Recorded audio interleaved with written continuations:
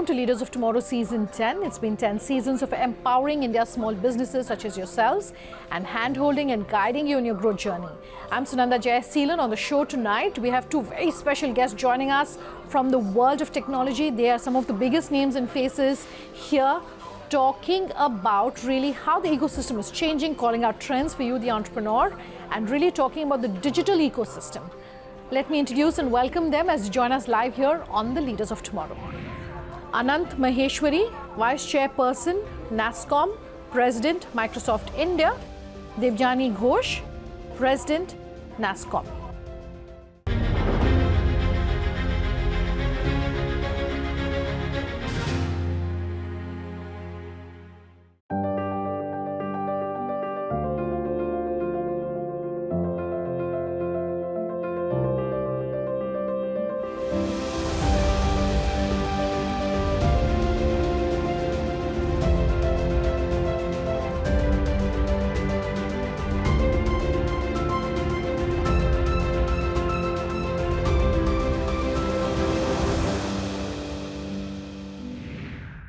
First up, I have Anant here joining me on the Leaders of Tomorrow. Anant, good having you back with us. You're no stranger, of course, to the viewers of Leaders of Tomorrow. And I really want to talk about the product ecosystem and how product and tech in India, and we have these conversations very often. So I want to know really how the product ecosystem is leveraging technology when it comes to India. It's a great question to understand in what parts on the product or tech innovation is India a capital of the planet. I definitely believe India has huge potential to be the product innovation hub or capital on the planet. Now, there are four parts to the tech ecosystem that one would think of if you look about the culture of innovation and product innovation. The first amongst those is just thinking through talent. Do you have the talent capability in the country to be a hub of the planet? Today, India has more than 500,000 engineers coming out every year. And we are the third largest ecosystem on the planet on AI skills, artificial intelligence skills, which is at the cutting edge of product innovation. That itself makes us the talent capital of the planet for innovation. Next is data. Is India the data capital of the planet for innovation? Now, with our public infrastructure that we have, the digital infrastructure that we have created over the last many years, starting with the Aadhaar identity biometric system, the capabilities that we have on UPI for transactions, which will become nearly a $10 trillion volume by 2026, and also thinking about data consent and many other capabilities which build the broader tech stack at billion scale. That makes us really on the path to become the data capital of the planet. The two questions which we really need to solve for to make India the product innovation hub is whether India has the diversified set of deep tech capabilities which are planet leading. At this point, we have some examples which prove that. I'll even take the example of Chandrayaan, which we really believe is rocket science, as you would agree with me, and that is something that we've done at a efficiency and effectiveness which is way better than many other parts of the world. So we do have the capabilities to have deep tech innovation, but we need to do this at scale and in a very diversified manner. And finally, is India a process capital on the planet for deep tech? We have generally had the brand of being a country with jugaad innovation. I think as we scale that going forward, we really need to change that and really have companies and organizations who have processes which really churn out innovation at scale. And that is something that we still need to build. So we really need to bring all these four elements together of talent, of data, of deep tech diversification and process to make us the product innovation hub of the planet. I want to talk all things startup, and of course over the past few years we've seen the massive growth of startups. Microsoft works very closely and you encourage this whole culture of startups and innovation, and I want to talk of course about the entire ecosystem. Do you think the culture and the ecosystem that we have of open innovation is going to ensure that we have more and more such startups really coming into the Indian ecosystem? Open innovation is a very, very critical enabler to drive any kind of innovation on the planet. The best kind of innovation that we've seen anywhere on the planet has an element of learning from the environment, of taking in new ideas from the outside, and really making them embedded into any innovation that gets created. A lot of the innovative companies on the planet would say how they benefit from the ecosystems that they are a part of. Now in India, we definitely have this focus towards the open innovation, open source. We have cities where a lot of that is happening. The work that is happening in Bengaluru, in Delhi, in the Mumbai region, and in a broader way across many other cities in the country is really proving that open innovation is critical. All the innovators of today stand on the really large shoulders of the giants who came before them, and therefore open innovation is very important to learn from what has happened, what others are doing, and build on top of it. So I definitely believe that is a critical requirement for us to grow. Wearing your NASSCOM hat, can you talk about some of the programs that are helping the talent in India really skill, reskill, upskill themselves when it comes to ensuring that the roles that are being created and the jobs that are being created have the adequate resources and people with the adequate skill sets joining them? So I just spoke about how India is the talent capital of the planet for innovation, and we have 500,000 engineers coming out of our institutes every year. We have amongst the largest base of skills already existing. However, this requirement of skills is changing. The skills that were relevant even 5-10 years back have changed, and we need absolutely new skills, especially as we do a lot more with data and artificial intelligence, as we do more with quantum in terms of computing, as we do a lot more in terms of looking at sustainable tech, trusted tech, and even inclusive tech. So there is a very different set of skills that will be required as we go along. Now, NASSCOM did a great job in really driving this with the Future Skills program, which has also had a deep partnership with the government in driving that skilling capability. A number of companies have created platforms to drive skilling. LinkedIn is a great example of how that skilling capability is available at scale with a lot of access to anybody and everyone. So there are lots of platforms that are available for learning and for skilling. And that will remain a very big part of how we scale India's talent capability. I will also talk a little bit about the talent that we don't think very intuitively as tech talent. And today, if you look at a lot of people of any vocation, whether it is somebody who's manning security in any of the buildings that you're going to, whether it is somebody who's really receiving you in any of the offices that you go to, all of them are becoming tech talent because they're driving capability to manage large ecosystems. And therefore, you need skilling at every level in the ecosystem. I want to talk about deep tech, and everyone's talking deep tech, but my question is specific to product companies. How can deep tech and those who are in the products ecosystem perhaps ensure that there's more collaboration in innovation and growth, of course? Deep tech startups are just very, very important in how we will build the product innovation for the country. Now, number one is just thinking through what kind of challenges we are solving. There are very big planet scale challenges on climate, on water, on sustainability that all of us are solving because that is the biggest challenge for the planet. So there is a lot of capability that is required in deep tech. Now, as you build this startup ecosystem on deep tech, you also need to think through how these companies that are framing are going to operate in connection to the world, and therefore the B2B SaaS ecosystem that we are creating today is very powerful because that's really going to be another $1 trillion force that we will create as we go forward. One of the many hats you wear, Anant, is one where you work in trying to really influence the policy landscape and making a better work environment really for the startups, for product companies, for tech companies that are doing business here in India because of the sheer depth of knowledge and expertise that you have. What are some of the government initiatives that I want to understand from you that are aiming to further boost or strengthen really the product landscape in the country? What can you tell us?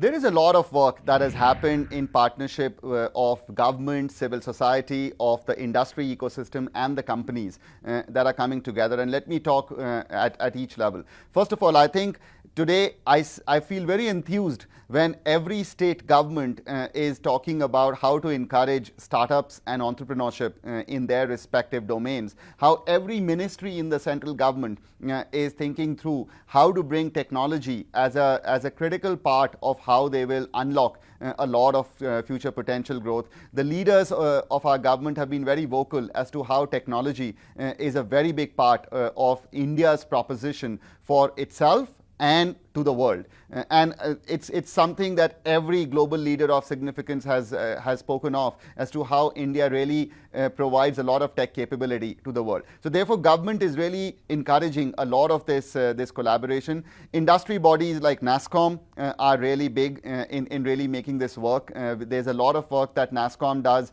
both with companies of all sizes. Small and medium businesses are very important in that, and how you bring them together to drive innovation, and also the large companies that India has working deeply with the government and the civil society. There are enough initiatives like the recent launch of the Responsible AI Hub from NASSCOM was a very big part of doing this. India also needs to be a leader on trusted tech because we have a unique ecosystem of industry, government and the civil society coming together. So it's important that we really lead with trust in technology, with inclusion and with sustainability in technology. And that's where this public-private partnership will be critical to really shape the brand of India as we drive tech innovation.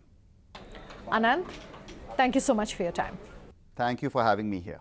I'll slip into a short break. When we come back, we're going to continue this conversation with NASSCOM, Debjani Ghosh, someone who needs no introduction, joining us in just a few minutes. Do stay tuned.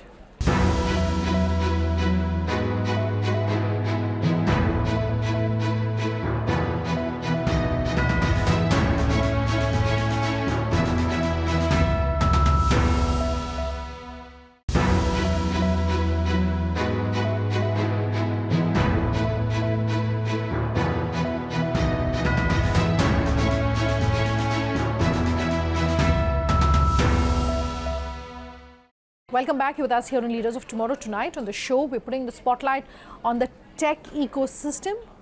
A conversation with Debjani Ghosh of NASSCOM.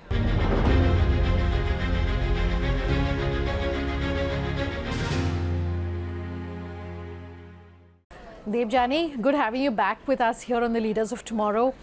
I want to kick this conversation off by really talking about Made in India.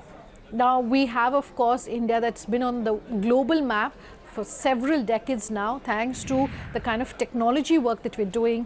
But if we want to really further that, we want to talk about innovation, we want to talk about research and development, then really give us, your thoughts and really call out some of the trends that we're perhaps seeing as far as Made in India is concerned. Well, we have to make it happen. I think today India is in such a strong position with respect to not just innovation, but innovation for all. The pandemic has shown us the importance of inclusive technology.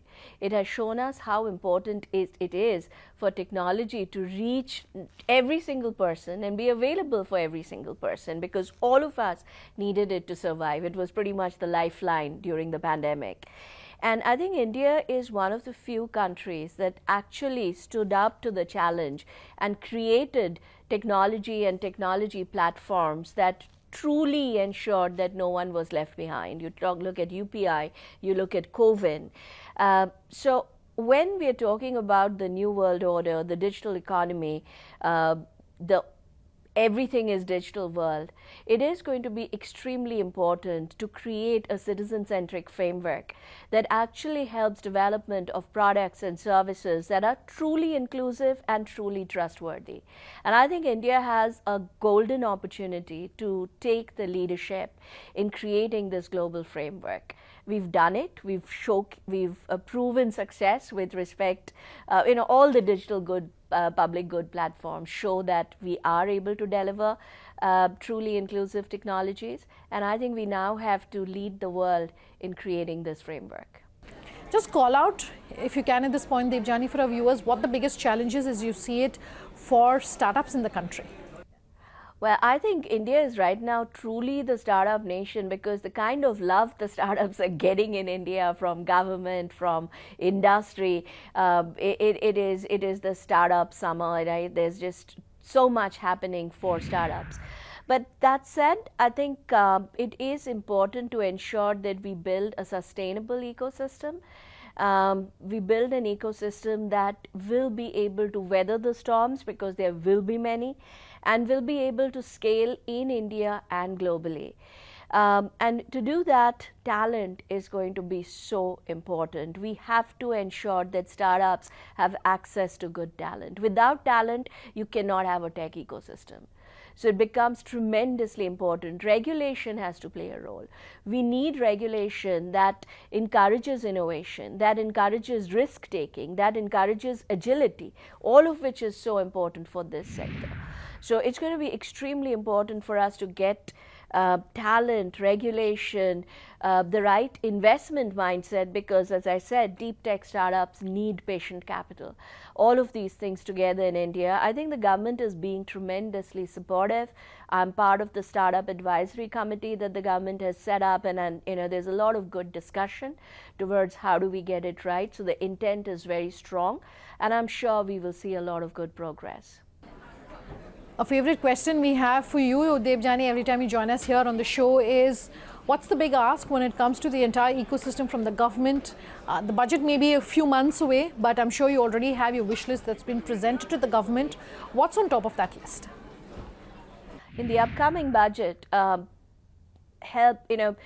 currently, a few years back, the government drove the ESOPs reform, which allows startups to give ESOPs to their employees, and they don't have to pay immediately, but they can pay when they exercise the ESOPs or after 4 years, whichever becomes faster.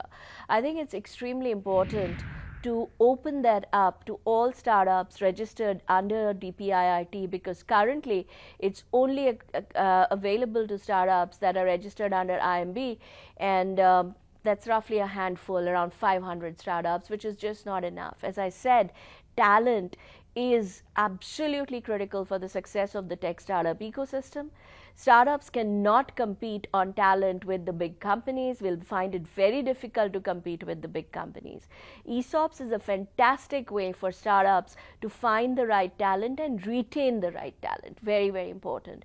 So we have to enable more and more startups to leverage ESOPs to build their talent strategies and to build the talent pool, because this is the single biggest success imperative for the India's deep tech startup ecosystem. Can you give us an overview on the NASSCOM product conclave? The NASSCOM software product ecosystem or product conclave, that NPC as we call it, it's for me, it's a melting pot of creativity, innovation, that entire startup energy coming together. It's a fantastic ecosystem. It's a fantastic platform that brings the entire ecosystem together. We were talking about a wish list. I also want to talk about priorities for NASSCOM. What can you tell us, Debjani?